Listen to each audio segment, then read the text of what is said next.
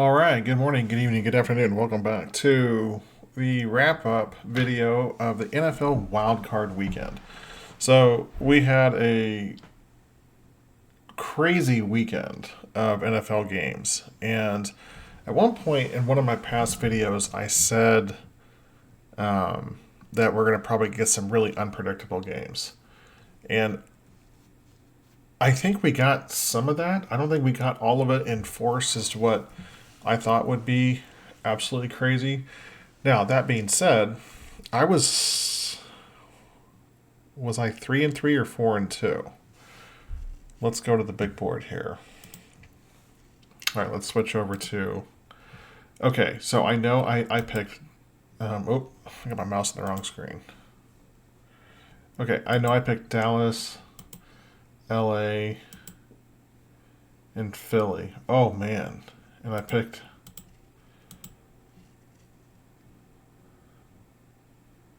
So I got the NFC 100% wrong.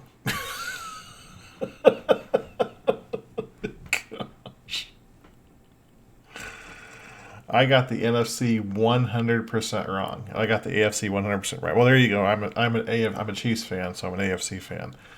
Okay, so how it actually looks is like this. There we go. So that's actually how it looks. Um, yeah, that was not the greatest. Those weren't the greatest picks for me by any means. But now for the divisional round, we have obviously Tampa Bay taking on the Detroit Lions. We have the Packers taking on the San Francisco 49ers. So really, let's break down the quarterback matchups here real quick before I do a quick review of the games. I'm not doing my picks in this video. My picks will be here in a couple days. I want to take some time to break down the matchups first. Um, we have Jared Goff, cast off from the Rams, okay, against Baker Mayfield. 9-8 Baker Mayfield. One of those two teams is going to be representing their team in the NFC Championship game. On the other side, we have Brock Purdy, former Mr. Irrelevant, going up against Jordan Love, the much maligned, bench player of the last couple of years, who now looks resurgent. So, Jordan Love, Brock Purdy, Baker Mayfield, Jared Goff. One of these four quarterbacks is going to be in the Super Bowl. Okay. Are you scared yet? I'm not scared. Now let's look at the AFC side. You have Lamar Jackson taking on CJ Stroud. I mean, Lamar is probably going to win the MVP this year, even though I could make a strong case why he shouldn't win MVP, but I'm not going to make that case because it's not the hill I'm going to die on. And then CJ Stroud, who looks like the next up and coming great player, going up. And then the other game, obviously you have the quarterbacks with the most wins of any of the quarterbacks in the playoffs. You have Mahomes, who has 12 wins, and Josh Allen, who has 5. Even though the quarterbacks Josh Allen has beaten, let's count them out. He's beaten Phillip Rivers, who played for the Colts. He's beaten Lamar Jackson. All right, so I'll give him credit for beating Lamar in 2020. Mac Jones, Skylar Thompson, Mason Rudolph. Not exactly a who's who of great quarterbacks, because when Josh Allen goes up against a great quarterback in the playoffs, they typically lose. So Mahomes, Burrow, Watson. I mean, I don't know if you call Watson a great quarterback or not, but Mahomes has eliminated him twice. Burrow's eliminated him once. Watson eliminated him. They didn't make the playoffs in 2018, so it was Watson, Mahomes, Burrow.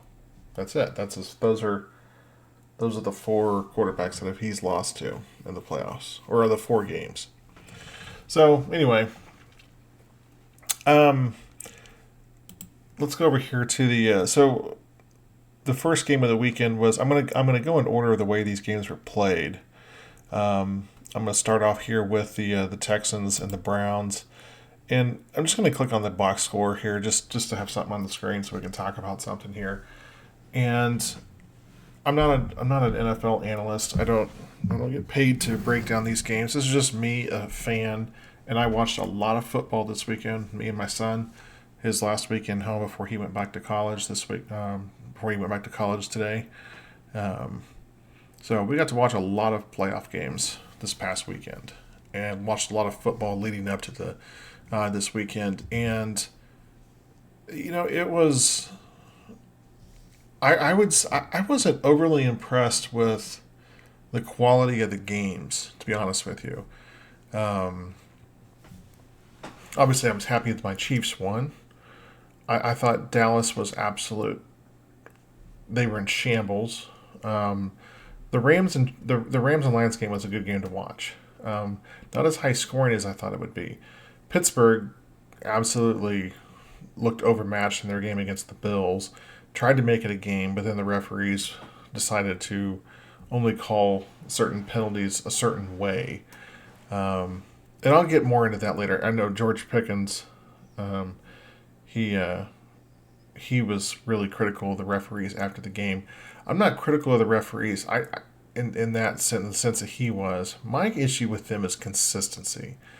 Um, and we'll talk more about that as we get to that game, because there was a couple things Josh Allen did in that game that I really really don't like, and that he gets away with. And for some reason, I mean, he's the only quarterback that gets away with stuff like this. And then Tampa just completely outclassed Philly tonight. Philly has been a complete disaster the last 2 months, and honestly, if Nick Sirianni's not fired tomorrow, then I really question the direction of their franchise. So I think Philly is a 4-win team next year. I really do. Jason Kelsey's probably gonna retire. The questions have to be asked. Is Jalen Hurts a franchise quarterback? It looks like they paid this guy like franchise quarterback, number one quarterback type money on an outlier year. So I don't know. We'll see. All right. Well, let's talk about this first game here. This game here. This I almost called this one to a T. I had the Texans winning this game. I didn't have them winning in a blowout like this, but I did say that Joe Flacco was ultimately. It was going to come down to Flacco, the clock striking midnight. He's going to turn back into a pumpkin, whatever Cinderella reference you want to use. And that's exactly what happened. Eventually, his luck ran out. And like I said in my preview video, Joe Flacco has turned the ball over. He's done more interceptions since he was announced the starting quarterback for the Cleveland Browns. No quarterback in the league has thrown more interceptions than Joe Flacco. And he threw two just absolutely horrific interceptions. I mean, Flacco has gotten a lot of he's gotten a lot of props for his couple years where he had some really good playoff runs with just a tremendous Ravens defense, and won a Super Bowl. Yeah, you can't take that away from him. He'll always have that on his plaque, not Hall of Fame plaque, but just on some plaque somewhere it'll say Joe Flacco, Super Bowl winning quarterback. Absolutely, he has won a Super Bowl, and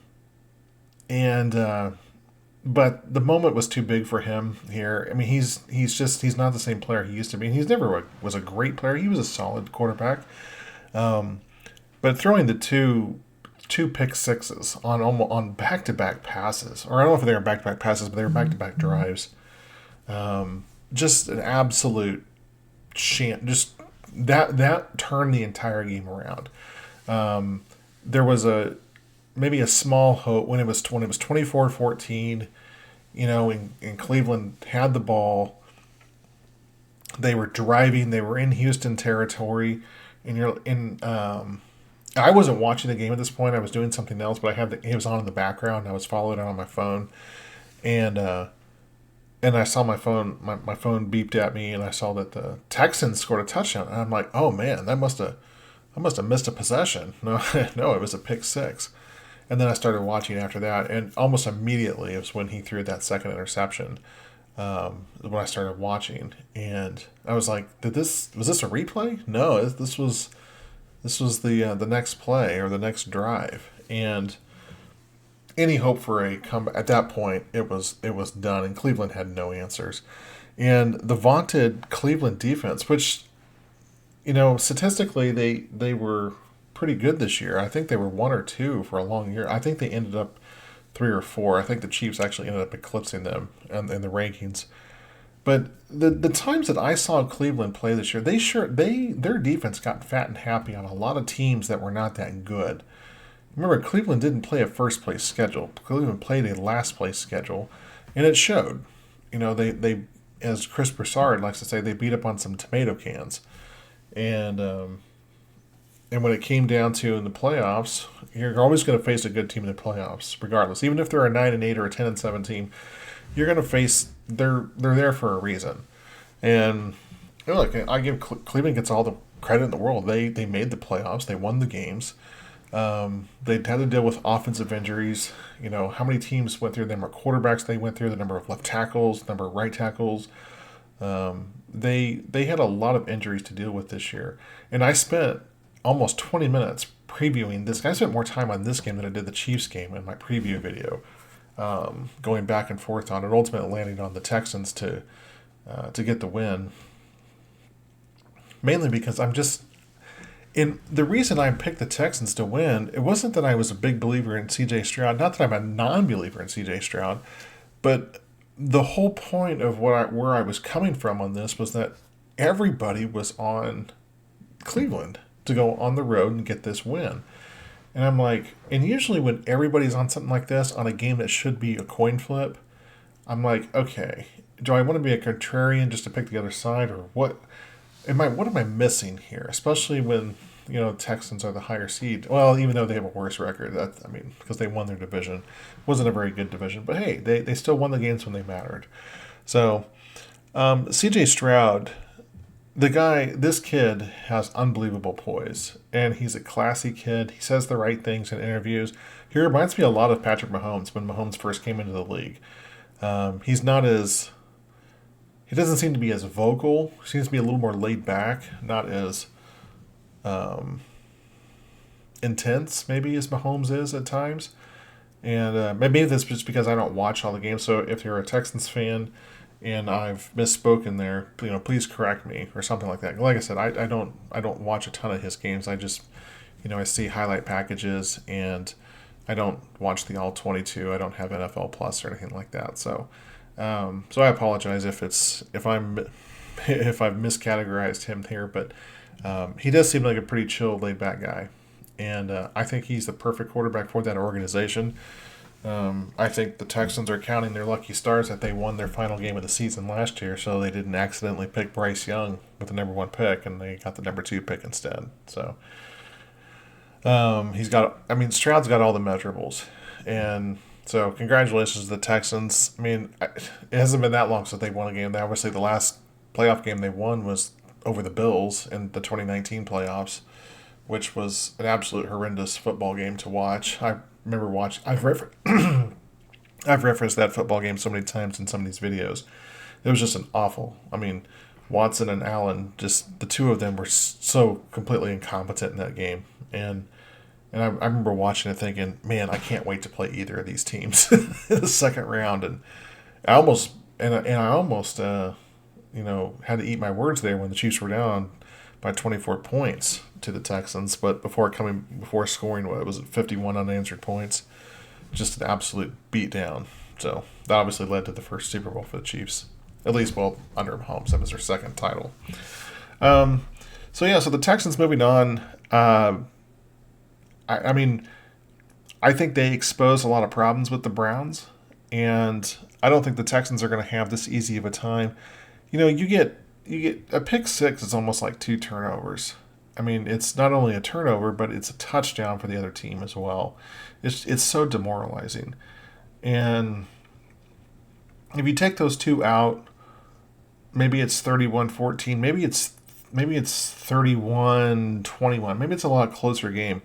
But again, you can't take those plays out. They happen for a reason. So, and like I said, Houston doesn't have too much of a rushing attack. The Houston offense was was serviceable. They attacked the Browns where they needed to be.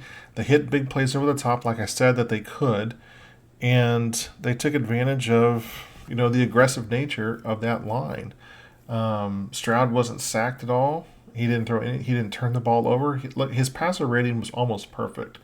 Matter of fact, I think it was when it was 16-20, he was perfect, and then he threw one incompletion, his last pass of the game, and it lowered it by a point. So, I think rating is. I mean, C.J. Stroud played a fantastic football game, and the poise and the leadership that he has, especially as a rookie, is I've never seen this of anybody coming in and taking the horns like this in their rookie season. I mean, as a Chiefs fan, I can compare him to Mahomes. Mahomes did it in his second season. Obviously, he only played one game during his rookie year. We can argue that he should have played. This is not a Mahomes discussion, sorry. So, anyway, congratulations to the Texans moving on, and they will be taking on the Baltimore Ravens, this coming weekend. Okay, let's move on to the next game. The game on Saturday night in frigid cold temperatures here in Kansas City. It's still cold. It is negative. As you can see here on my screen here in the corner, -2 degrees outside right now. It is really, really cold. It is just brutally cold. And it's supposed to be a balmy 17 degrees tomorrow. So, the Chiefs here, let me blow this up a little more just so it's a little bigger. There we go. The Chiefs, they played a complete game. Now, they still had some issues getting the ball into the end zone. I follow a couple guys on Twitter, part of the Kansas City Sports Network, and one of them, he does a really good job of breaking down the All-22 and breaking down videos. And then Seth Kaiser does the same thing for the Chief of the Northland website.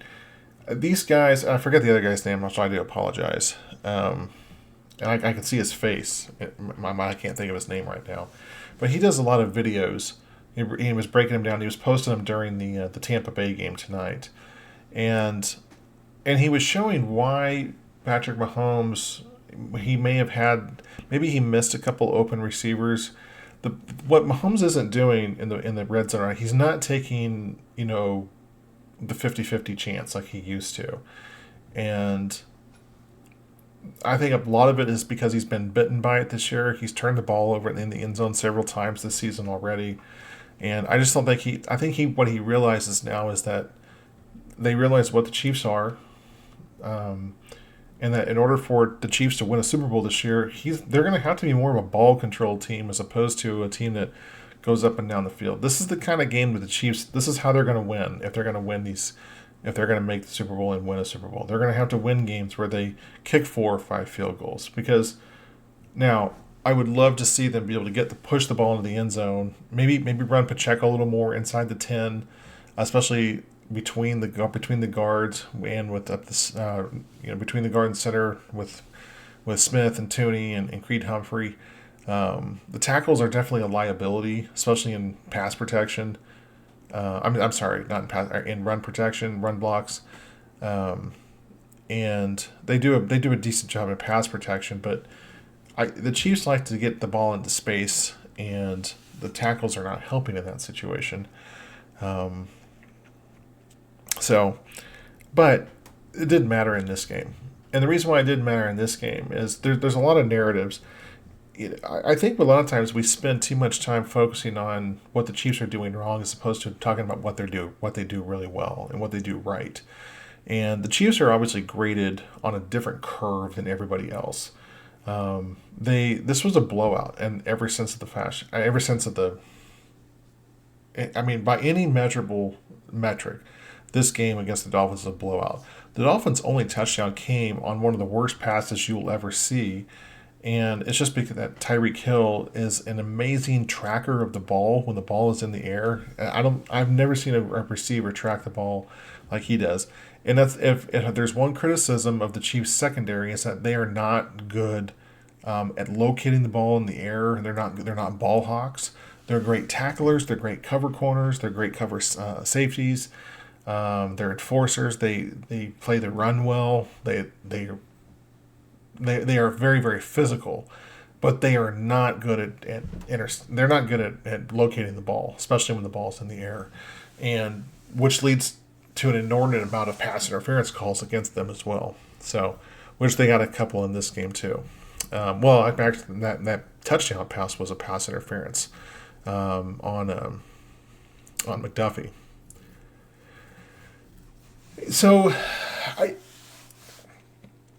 when the Chiefs took the field, I was nervous. I was nervous because I didn't know what I was going to see. I had seen some good play out of them. Take away the Charger game when they played mostly backups, which they still won that game. But you go back to the Cincinnati game, the Chiefs moved the ball up and down the field, but had to settle for, what was it, 6 field goals in that game? Butker kicked 6 field goals. Again, this was a very similar game to that one in that the Chiefs just could not punch some of those, convert some of those field goals into touchdowns. And had they done that, this game would have been this game could have looked like 37-7, and I think a lot of people would be less critical of the Chiefs if that was the case. But what they are doing is understanding what their identity is. Their identity is one of is a team that is built on defense. Their defense is one of the best in the league. You can make an argument that Baltimore's defense is better. I think the Chiefs unit as a whole is slightly better. Maybe it's just because I've seen them play more often. And we'll see what happens in the next round of the playoffs. But you can make the argument that the Chiefs are the best defense left in the NFL in the playoffs right now, and they definitely have the best quarterback. I don't care what you have to say. And one of the things I got a little irritated with when I was listening to First Things First this afternoon or this evening. It comes on in the afternoons around. Well, usually they post the videos between 3 and 4 o'clock Central Time, even though I know the show is from like 2 to 3. I can never watch it live because I'm working. But they post the videos, and I usually watch them or listen to them. Usually on my way home from work.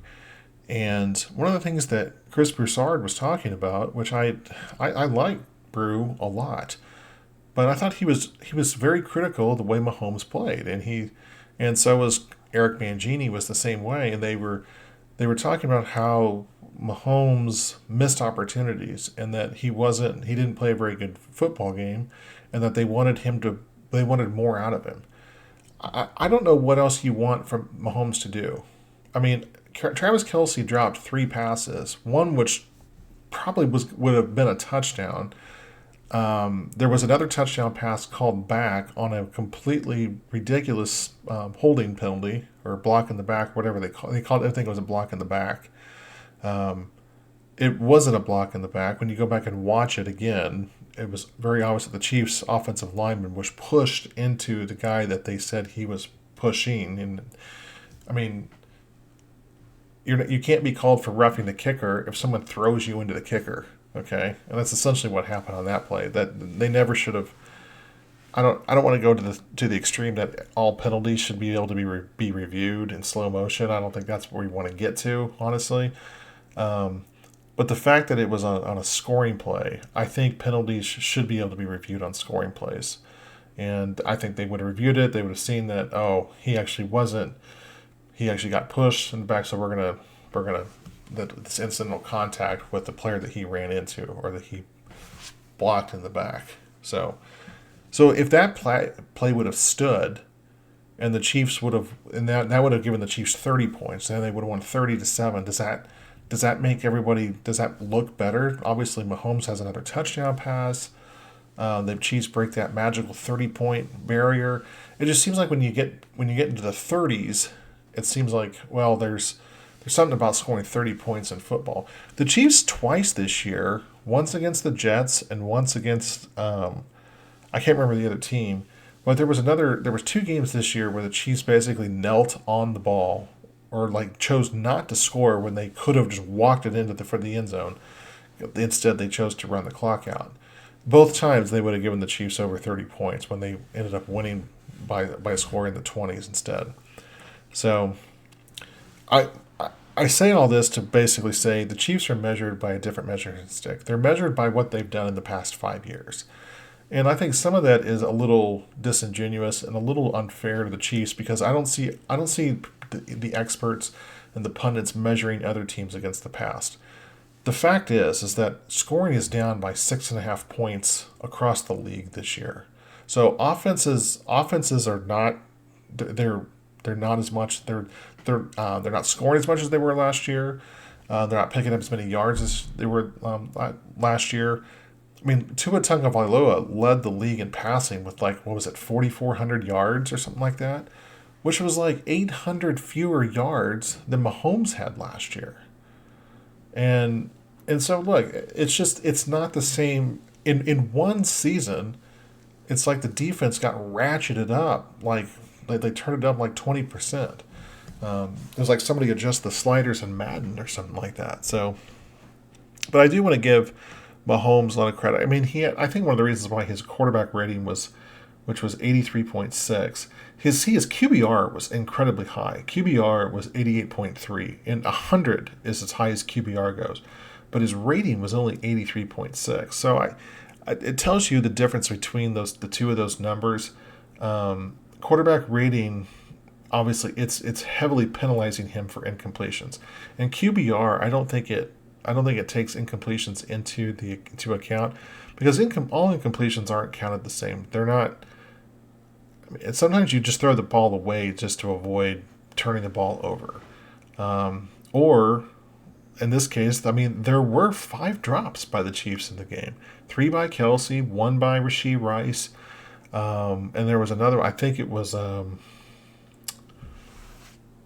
Was it Clyde Edwards-Helaire? I think dropped a pass as well.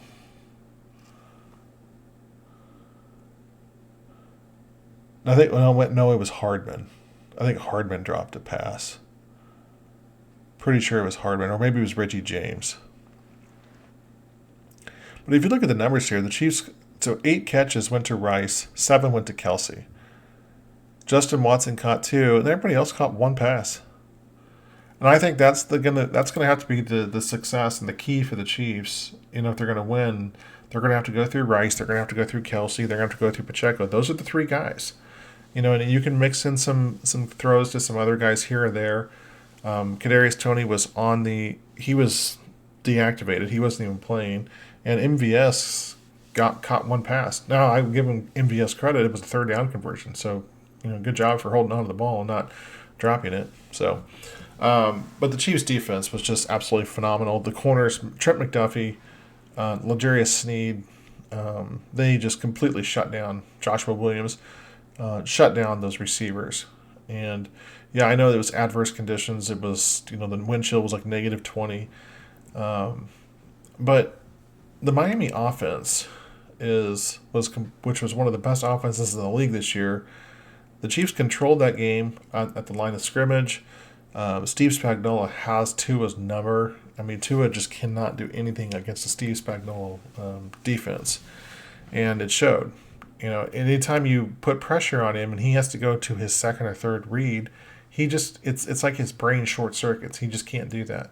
I don't know if the Dolphins should move off of Tua this offseason. He's definitely not a franchise quarterback, I don't think. I think you can win with him for a while, but I don't think he's ever going to take you to a Super Bowl because you're going to have the number 1 seed, and so you can always play at home.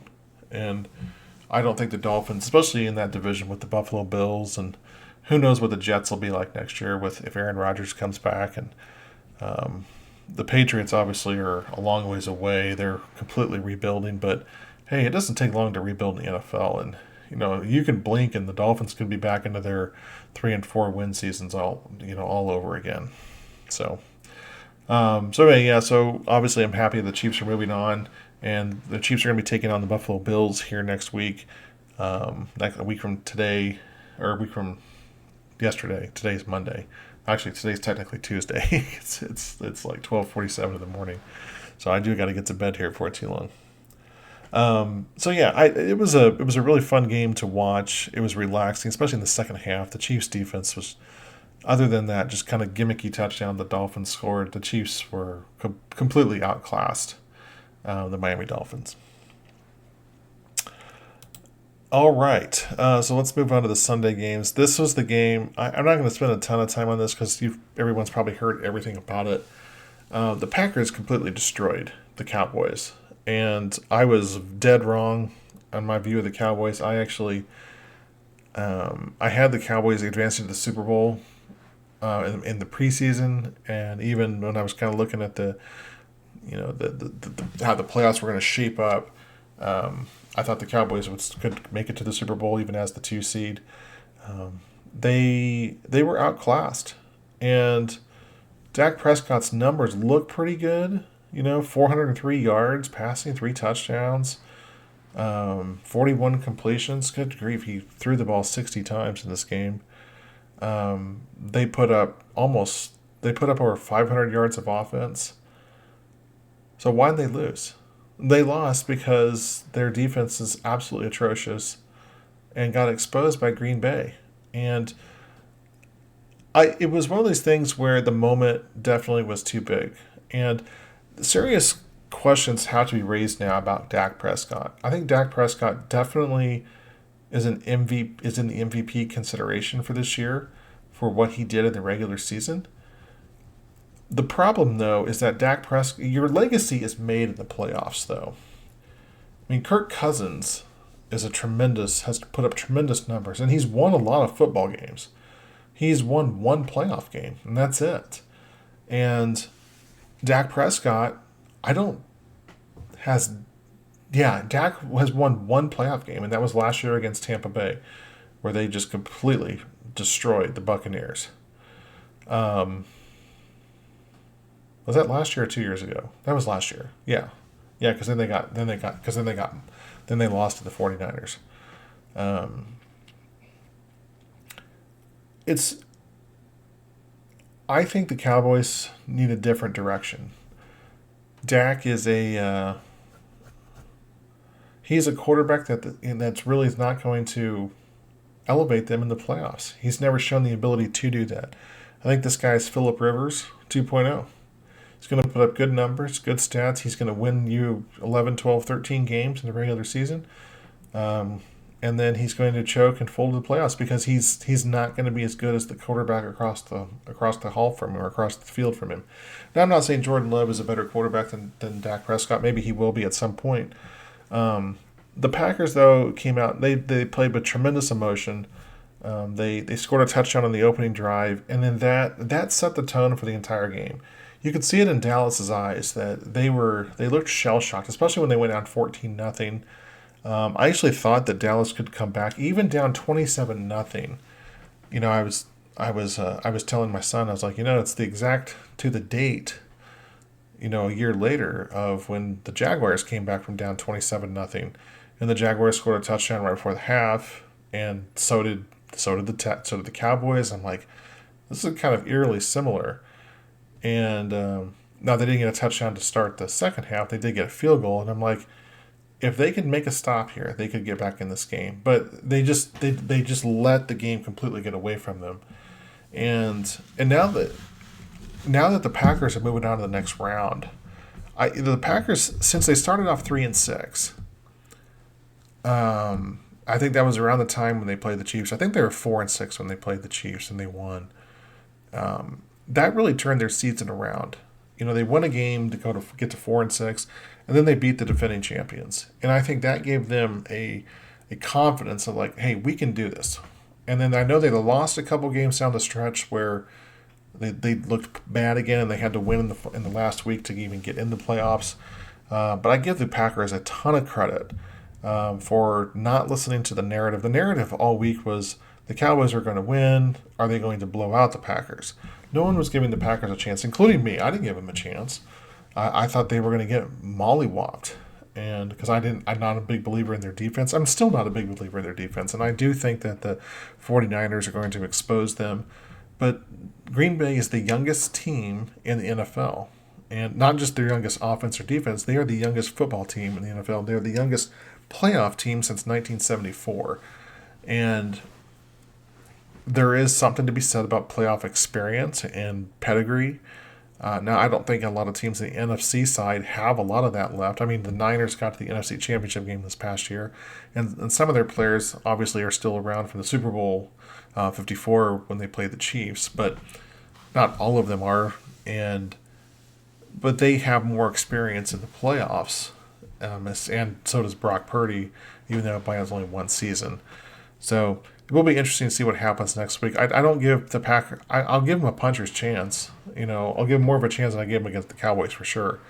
I don't definitely. I'm not going to be picking them, but I do want to break this game down a little more and see what could I squint and see a path for the Packers to beat the 49ers. So, but anyway, congratulations to the Packers. Congratulations to Jordan Love, and they completely shut down the Cowboys when it mattered. Now the Cowboys came back and got, I mean, a lot of Dak's yards. There came in the fourth quarter, those last 16 points. They were down 48-16 with like 4 minutes to go, and they got 2 touchdowns in complete garbage time, and even had the ball back again. And then I can't remember if they turned it over or if they just lost it on downs, but.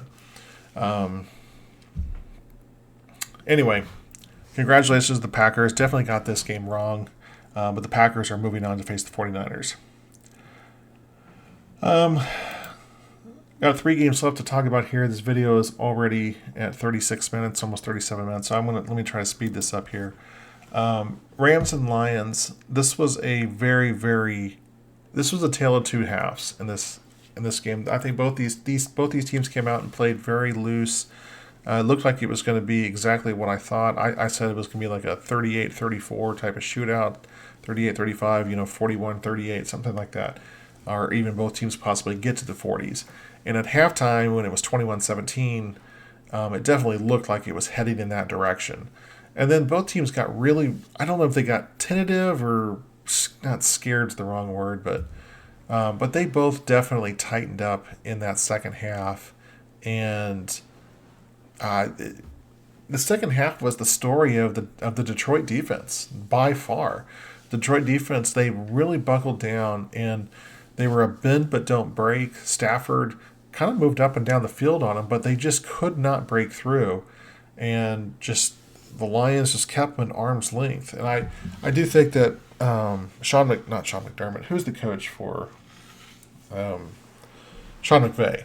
I do think Sean McVay made a mistake in clock management in that second half. And at some point, these coaches are going to realize that when it's 3rd and 8 and the play clock is running down, don't call a timeout, because you're going to call the same play on 3rd and 8 as you will on 3rd and 13.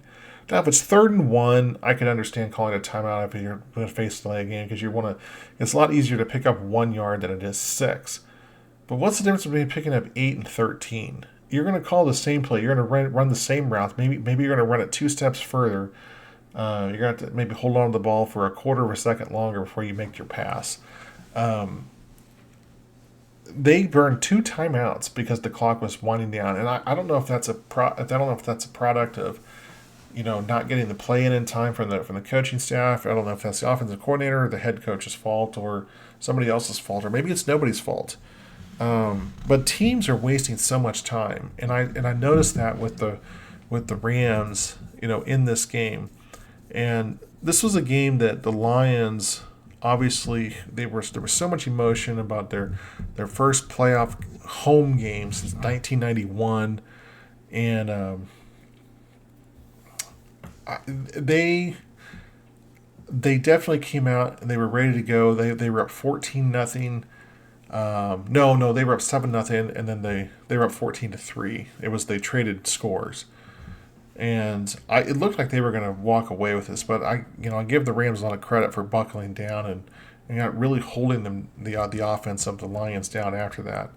The difference is that the Rams, who had more scoring drives, they just could not punch that ball into the end zone, and they didn't have the defense.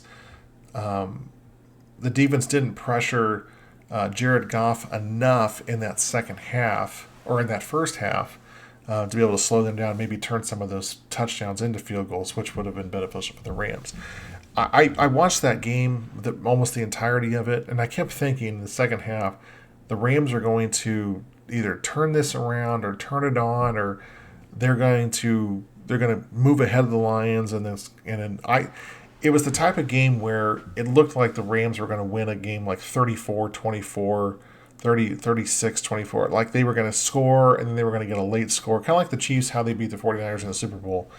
But their touchdowns never came. They just could not execute when they needed to, and that goes back to Detroit's defense that really buckled down. And I think just there was a ton of emotion, with all the former players. Calvin Johnson was there, Barry Sanders was there, Eminem, obviously, famous rapper from Detroit, was there. The Ford family, that 86-year-old guy who's been season ticket holder for 60 years, that they kept showing over and over again.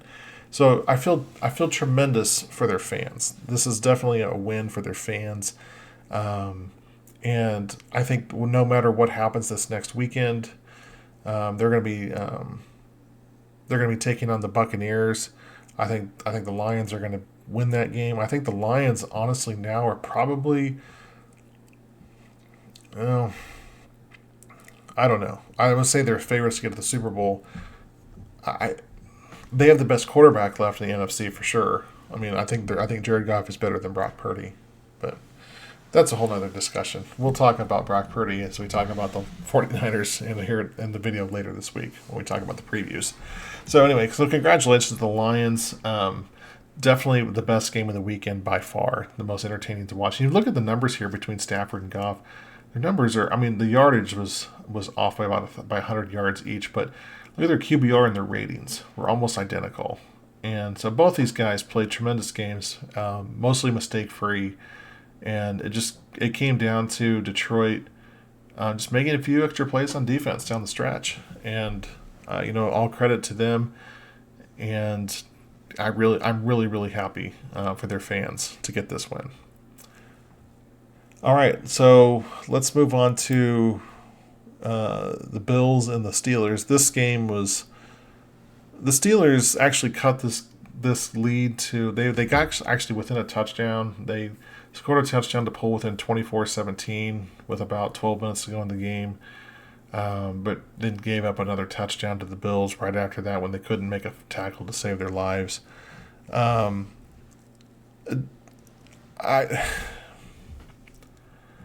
There was Josh Allen's touchdown run, the 52-yard run that he had.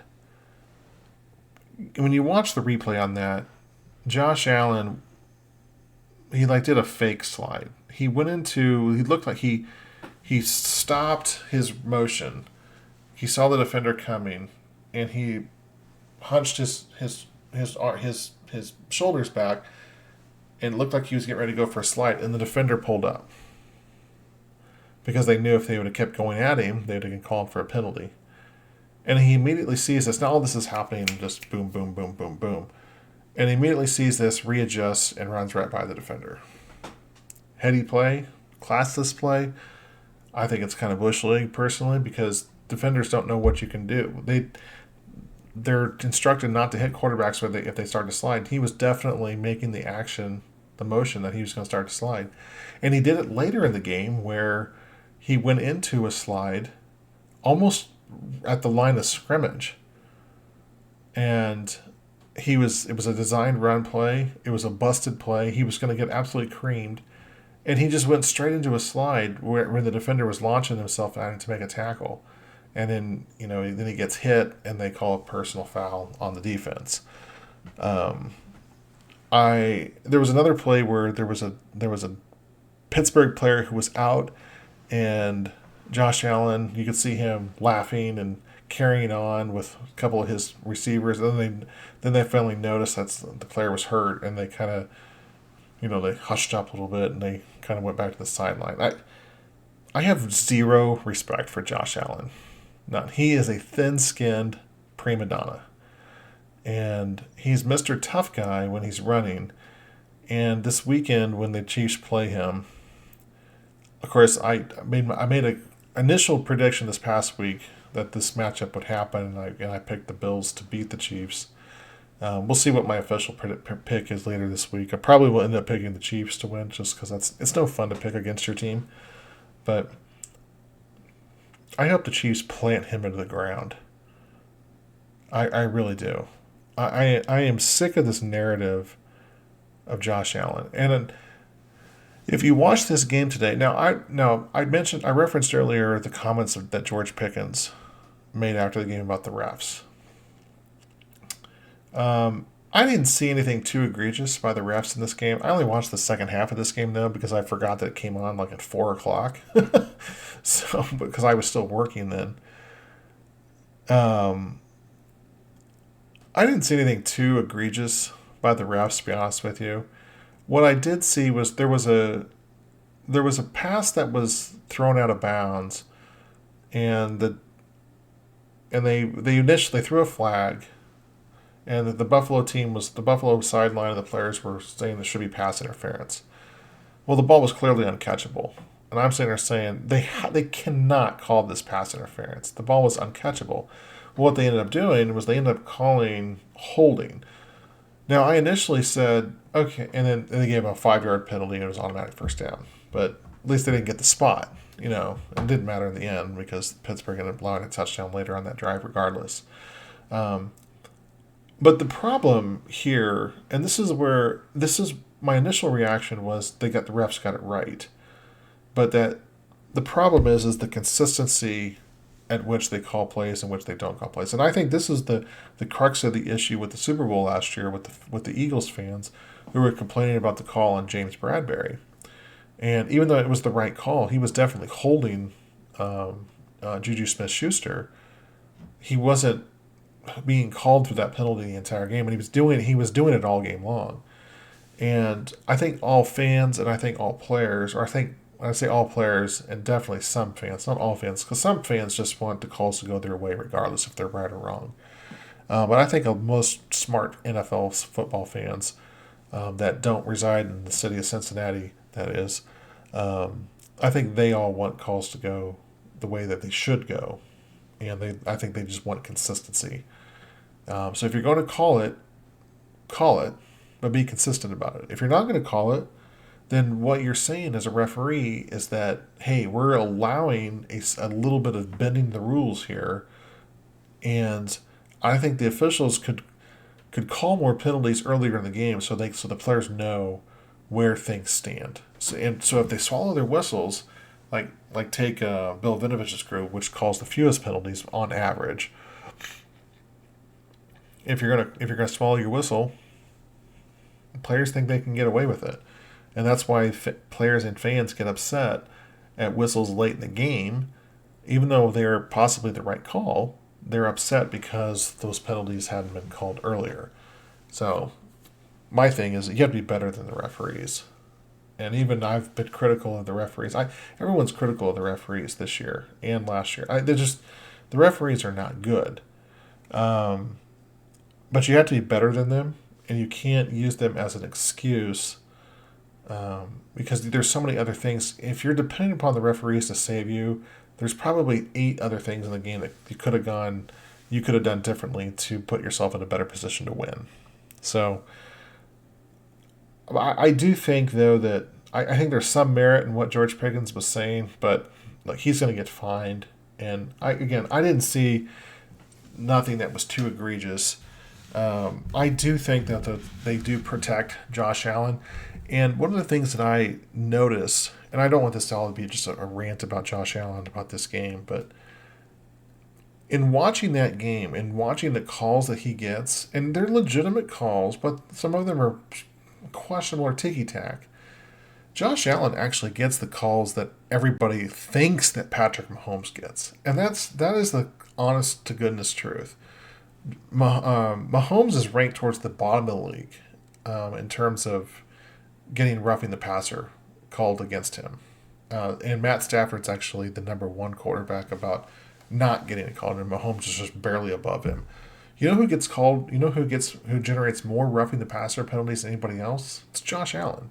And part of it is that he is a tremendous actor and he is a tremendous flopper.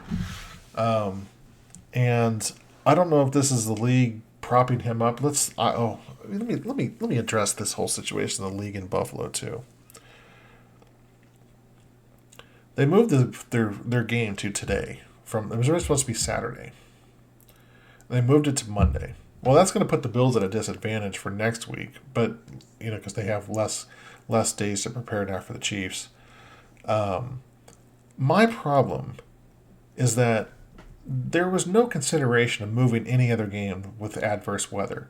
You play in freaking Buffalo. You don't have a dome. You know what it does in January in Buffalo? It snows. And they had to basically delay the game for 2 days so they could shovel snow out of the stadium. I don't get it. I don't get it. They played last year against the Bengals in the snow, and they lost. And so the conspiracy theorist in me says, did they not want to play in the snow this year because they thought they would be at a disadvantage in the weather conditions? I don't understand why the league favors the Bills the way they do. It doesn't make any sense to me.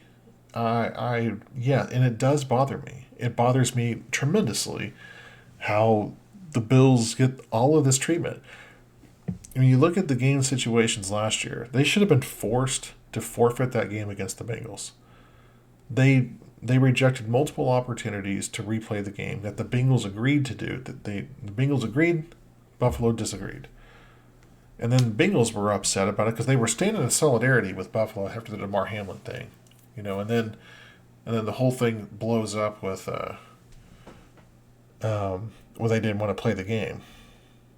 And now all of a sudden the Bengals are like, well, wait a second, we want to play the game.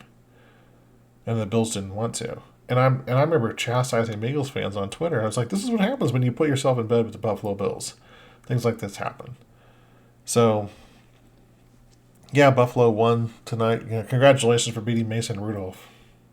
And it's just Pittsburgh didn't deserve to be in the playoffs this year. They did by virtue of their record, but look, they were a shell of a team. They didn't have their best player out there on defense, T.J. Watt. And like I said in my video preview, I picked the Bills to win and to win comfortably. I thought that the Steelers I could have seen a path for them to win if T.J. Watt would have played. But Josh Allen did not do anything to cost his team the game.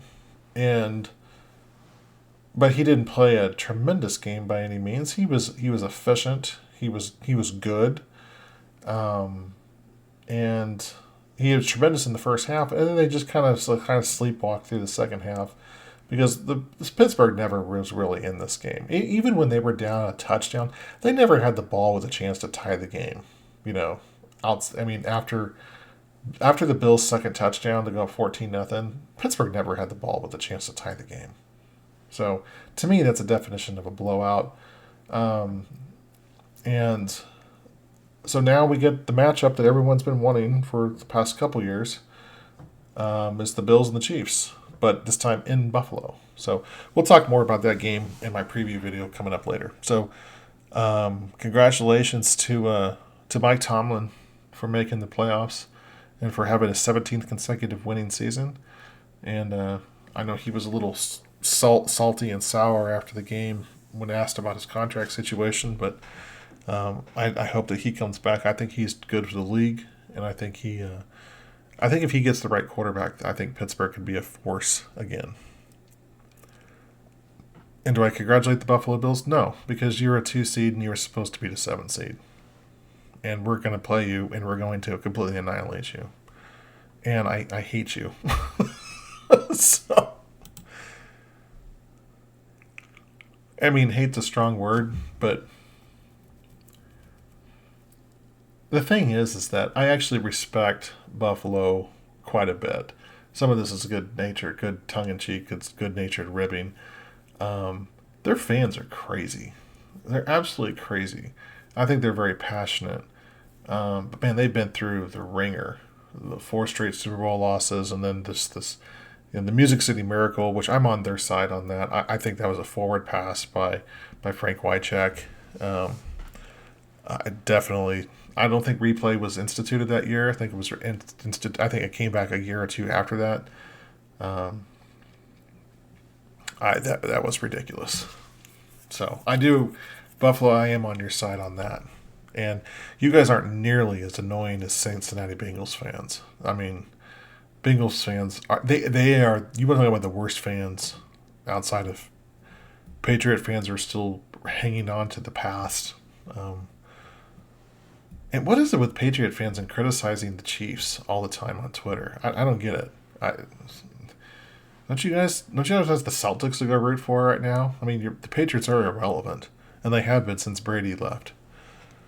So, all right, one more game here to get to, and I this video has already gotten way too long. This wrap up video, but that's what happens when you have this many games to go over. Tampa and Philly. I watched most of this game when I wasn't dozing off, and then I watched part of the second half. I was watching YouTube at the same time, watching some of the videos of breakdowns of the other games as well. Excuse me. Philly quit. Bottom line. Philly won their Super Bowl when they beat the Chiefs in the regular season. And, when Nick Sirianni, when he got into the tunnel and then started cussing at Chiefs fans, Philly went 6-7. Or they went 1-7 after that moment. Or 1-6. After that moment of him going after Chiefs fans, doing the whole fake, hold me back type of thing, with Philly is they're going to really be in a bad situation. You saw what their offense looks like without AJ Brown. It's not good. Travis Kelce obviously is Jason Kelce is looked like this is probably going to be his last game. Of course, we thought he was going to retire last year. I think the problem with Philly is that they didn't make enough moves this past off season, and they wanted to run it back with almost the same exact team. But it was built on a false assumption that they were a really good team last year, which their record was good, but they played a really, really poor schedule last year. I mean, you don't take away the wins. They still won those games last year. The problem, though, is that they got fat and happy off the underside of the NFC, which was incredibly weak last year, and they didn't even have to play in the NFC Championship game because Brock Purdy couldn't throw the ball. I mean, literally, he blew out his elbow, and he had to come back in the game because they concussed the backup, the third string quarterback. And it's one of these things where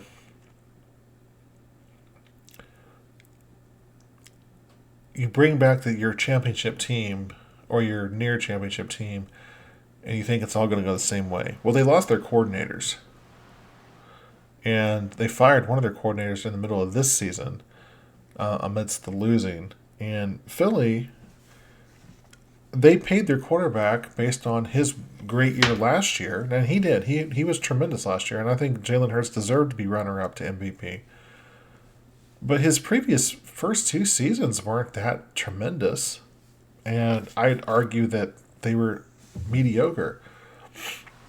He was decent this year, but not great. I don't think he was ever in consideration. Even when they were 10-1, they weren't winning because of Jalen Hurts. They were winning because they were getting lucky. They were absolutely getting lucky in a lot of these games. When they were 10-1, I remember saying, good grief, they could be 5-6 right now. Just the ball just completely bounced their way multiple times. I mean, every coin flip type of situation went their way through those first 3 months of the season, and ultimately it caught up with them. And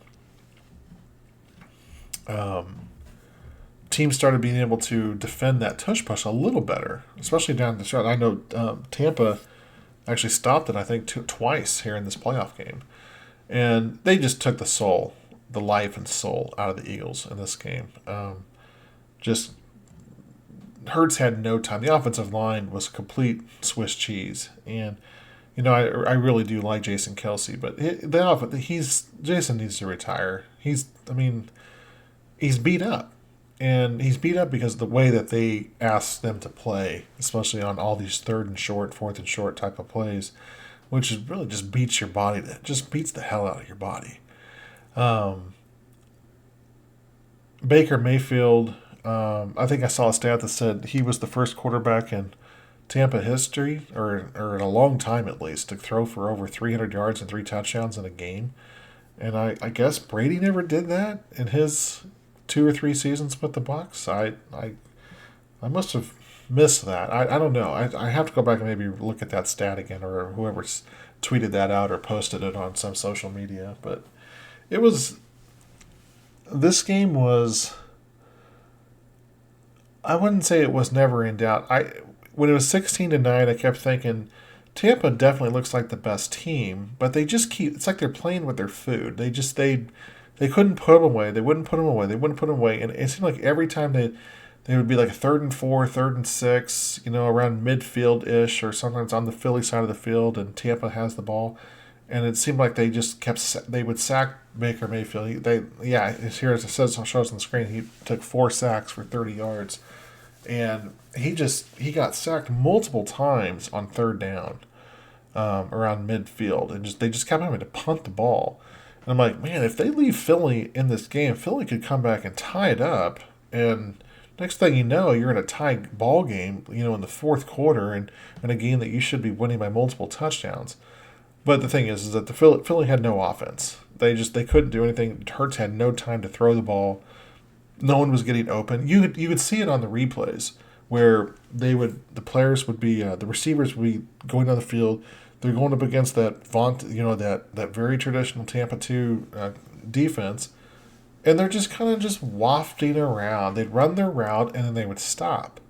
They're not trying to come back to the ball. It's just like they just give up on the plays. And when that happens, your quarterback has nowhere to go. And when he took that safety, and it was now 18-9, at that point I was like, this game's done. It's over. I was like, they're not coming back from this. That safety completely changed the tone. Not changed the tone of the game, because the game was already in the favor of Tampa at that time. But I think at that point Philly knew that they had no shot. So I'm sad for Jason Kelsey. That he's not going to be moving on. I think he is tremendous. I love the podcast with him and Travis on the New Heights podcast. But I am glad they lost. Even though I picked Philly to win, I'm glad they lost, because I cannot stand their head coach. He's an immature, childish imbecile is what he is. And I hope he gets fired, because the guy, he was an immature imbecile when he was with the Chiefs back in 2012, and there's a reason why Andy Reid did not retain him when he took over after he was hired. So, and that led to some of the reasons why his posturing with the Chiefs fans during that game earlier this year. Nick Sirianni is a child, and he's just a man baby is what he is. And he's a fake tough guy, and I hope he gets fired. I hate saying that about people, but I do hope he gets fired. He deserves to be fired, and Philly's I'm gonna call it now. They're gonna win 5 games next year, 5 games, and their reign is. I'd say their reign is done. They never reigned anything. They got lucky last year, and this year they had one of the worst defenses in the league, and they went out like complete. They went out with a whimper. So they fattened up on some really bad teams earlier this season and got lucky in like 5 games, 5 or 6. They shouldn't have made the playoffs this year, honestly. If the football gods had to give them some break, I guess, because they like Jason Kelsey. So anyway. So that's some of my thoughts on some of these games. I do apologize for the video going long, but there's always timestamps in the video, so you can always jump around and go to the game that you want. So I would imagine if there's any Bills fans that watch this, they probably are really mad at me. So tell me in the comments section that you're not happy with my video, but I do appreciate you watching. There was one guy who left a comment on my picks video last week, who said he said my hat was on too tight, and so it was like constricting my brain because I was not being kind to the Bills, or uh, I was underestimating them. So I think that's what he said. And I'm like, dude, not only did I pick them to win, but my off the cuff prediction was for them to go to the AFC Championship game and beat my Chiefs. How is that being unfair to your team? And I'm like, dude, check your bias at the door.